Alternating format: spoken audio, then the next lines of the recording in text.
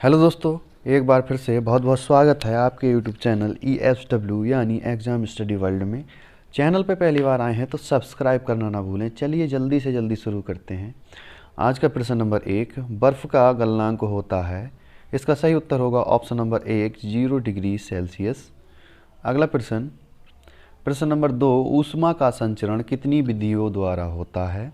Option number 1 3, option number 2 4, option number 3 6 या option number 4 7। तो प्रश्न नंबर 2 का सही उत्तर होगा ऑप्शन नंबर 1 3। अगला प्रश्न, प्रश्न नंबर 3, ऊष्मा के सुचालक हैं। ऑप्शन नंबर 1 लोहा, option number 2 aluminium, option number 3 तांबा या ऑप्शन नंबर 4 उपरोक्त सभी। तो प्रश्न नंबर 3 का सही उत्तर होगा ऑप्शन नंबर 4 उपरोक्त सभी।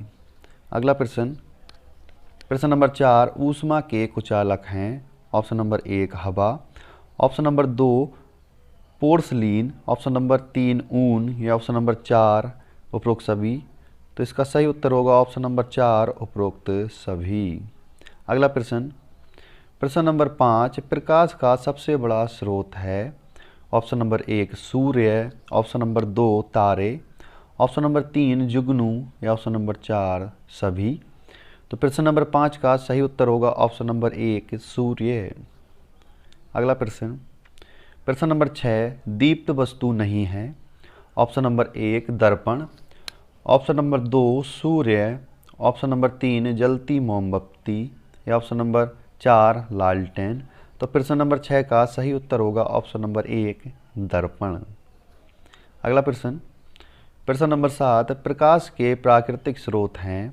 ऑप्शन नंबर 1 सूर्य, ऑप्शन नंबर 2 तारे, ऑप्शन नंबर 3 जुगनू या ऑप्शन नंबर 4 उपरोक्त सभी। तो प्रश्न नंबर 7 का सही उत्तर होगा ऑप्शन नंबर 4 उपरोक्त सभी। अगला प्रश्न, प्रश्न नंबर 8, वे वस्तु हैं जो स्वयं प्रकाश उत्पन्न करती हैं कहलाती हैं। ऑप्शन नंबर 1 दीप्त वस्तुएं, ऑप्शन नंबर 2 अदीप्त वस्तुएं, ऑप्शन नंबर 3 दोनों या ऑप्शन नंबर 4 इनमें से कोई नहीं। तो प्रश्न नंबर 8 का सही उत्तर होगा ऑप्शन नंबर 1 दीप्त वस्तुएं। अगला प्रश्न, प्रश्न नंबर 9, कार बस तथा ट्रक के चालक के पास दाईं ओर एक दर्पण होता है। उसकी सहायता से वह चालक अपने पीछे आने वाले वाहनों को देखकर सतर्क हो जाता है। ये दर्पण है ऑप्शन नंबर 1 उत्तल दर्पण, ऑप्शन नंबर 2 अवतल दर्पण, ऑप्शन नंबर 3 दोनों या ऑप्शन नंबर 4 इनमें से कोई नहीं। तो प्रश्न नंबर 9 का सही उत्तर होगा ऑप्शन नंबर 1 उत्तल दर्पण।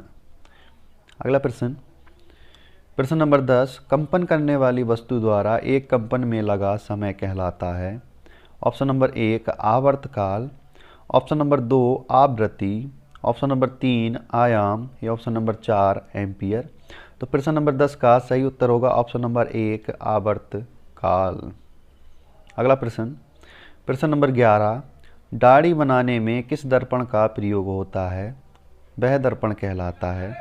ऑप्शन नंबर 1 अवतल दर्पण, ऑप्शन नंबर 2 उत्तल दर्पण, ऑप्शन नंबर 3 दोनों या ऑप्शन नंबर 4 इनमें से कोई नहीं।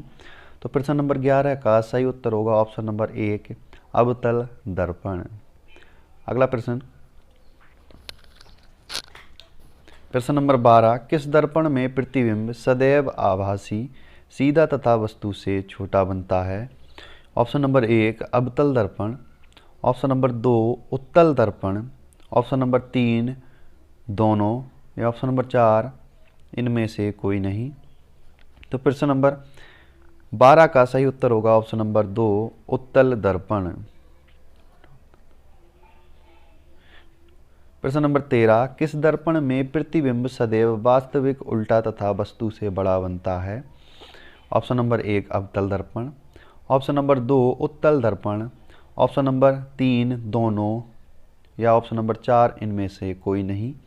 तो प्रश्न नंबर 13 का सही उत्तर होगा ऑप्शन नंबर 1 अवतल दर्पण। अगला प्रश्न, वह दर्पण जिसके बाहरी सतह पर कलई किया होता है तथा अंदर सतह चमकीला होता है कहलाता है। ऑप्शन नंबर 1 उत्तल दर्पण, ऑप्शन नंबर 2 अवतल दर्पण, ऑप्शन नंबर 3 दोनों, या ऑप्शन नंबर 4 इनमें से कोई नहीं। तो प्रश्न नंबर 14 का सही उत्तर होगा ऑप्शन नंबर 2 अवतल दर्पण। अगला प्रश्न, प्रश्न नंबर 15, वह दर्पण जिसके बाहरी सतह पर कलई नहीं होती है बल्कि चमकदार होता है तथा अंदर की सतह पर कलई होती है कहलाता है। ऑप्शन नंबर 1 अवतल दर्पण, ऑप्शन नंबर 2 उत्तल दर्पण, ऑप्शन नंबर 3 दोनों, या ऑप्शन नंबर 4 इनमें से कोई नहीं।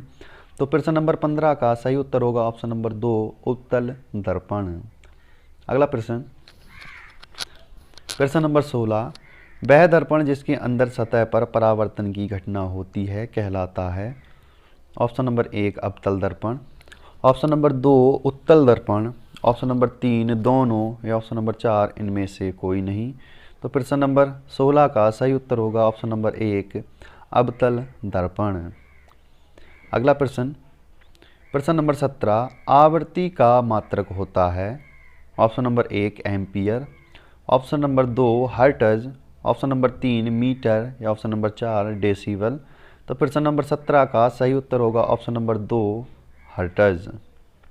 अगला प्रश्न, प्रश्न नंबर 18, किसी वस्तु द्वारा प्रति सेकंड किए गए कंपनों की संख्या कहलाती है।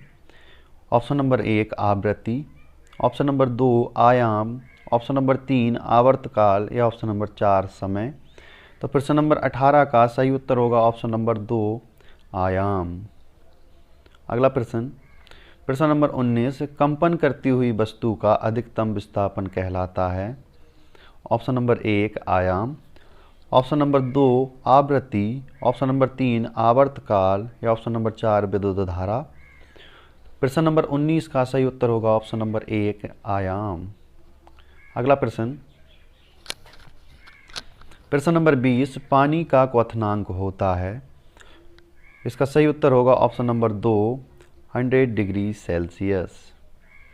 अगला प्रश्न, प्रश्न नंबर 21, कुछ पदार्थ ऐसे होते हैं जो गर्म करने पर ठोस अवस्था से सीधी गैसीय अवस्था में बदल जाते हैं, इस क्रिया को कहते हैं। ऑप्शन नंबर 1 ऊर्ध्वपातन, ऑप्शन नंबर 2 हिम, ऑप्शन नंबर 3 वाष्प, या ऑप्शन नंबर 4 इनमें से कोई नहीं। तो प्रश्न नंबर 21 का सही उत्तर होगा ऑप्शन नंबर 1 ऊर्ध्वपातन। अगला प्रश्न, प्रश्न नंबर 22, पहाड़ के निकट निश्चित दूरी पर जब कोई ध्वनि उत्पन्न की जाती है तो ध्वनि पहाड़ से टकराकर या परावर्तित होकर पुनः वापस लौट आती है और पहले उत्पन्न की गई मूल ध्वनि की भांति सुनाई पड़ती है कहलाती है। ऑप्शन नंबर 1 ध्वनि, ऑप्शन नंबर 2 आवृत्ति, ऑप्शन नंबर 3 प्रतिध्वनि, या ऑप्शन नंबर 4 उपरोक्त सभी। तो प्रश्न नंबर 22 का सही उत्तर होगा ऑप्शन नंबर 3 प्रतिध्वनि। अगला प्रश्न, प्रश्न नंबर 23, मानव का कान एक निश्चित सीमा के बीच की आवृत्तियों की ध्वनि सुन सकता है। मिसप्रिंट हो गया है, आकृतियों की जगह आवृत्ति आएगा। मानव का कान एक निश्चित सीमा के बीच की आवृत्तियों की ध्वनि सुन सकता है। तो इसका सही उत्तर होगा ऑप्शन नंबर 1 20 से 20,000 हर्ट्ज तक। अगला प्रश्न, प्रश्न number 24, BOD biological oxygen demand द्वारा होता है। ऑप्शन नंबर 1 जल प्रदूषण का मापन, ऑप्शन नंबर 2 वायु प्रदूषण का मापन, ऑप्शन नंबर 3 मृदा प्रदूषण का मापन, या ऑप्शन नंबर 4 उपरोक्त सभी। तो प्रश्न नंबर 24 का सही उत्तर होगा ऑप्शन नंबर 1 जल प्रदूषण का मापन। अगला और लास्ट प्रश्न, प्रश्न नंबर 25, ग्लोबल वार्मिंग का अर्थ है। ऑप्शन नंबर 1 पृथ्वी का गर्म होना, ऑप्शन नंबर 2 पृथ्वी का ठंडा होना, या ऑप्शन नंबर 3 उपरोक्त दोनों, या ऑप्शन नंबर 4 इनमें से कोई नहीं। तो प्रश्न नंबर 25 का सही उत्तर होगा ऑप्शन नंबर 1 पृथ्वी का गर्म होना। Thanks for watching and subscribe my channel.